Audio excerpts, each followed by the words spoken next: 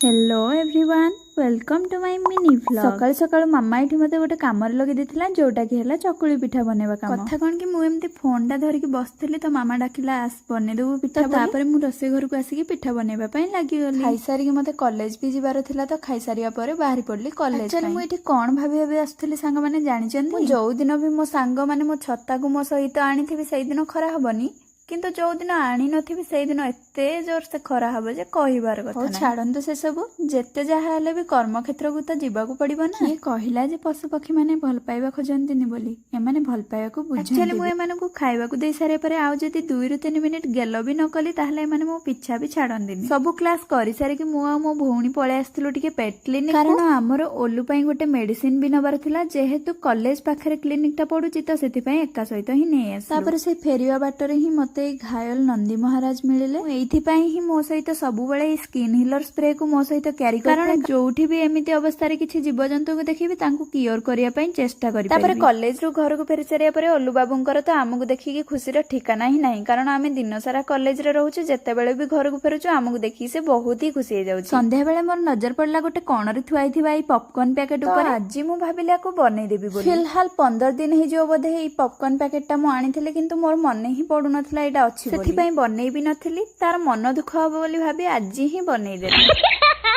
Popcorn बनीगला 2 minute रे। Popcorn बनीगलानी माने एबे तो मूवी देखिबाटा भी पक्का तो मु एबे चलली मूवी देखिया पई। So that's it for today.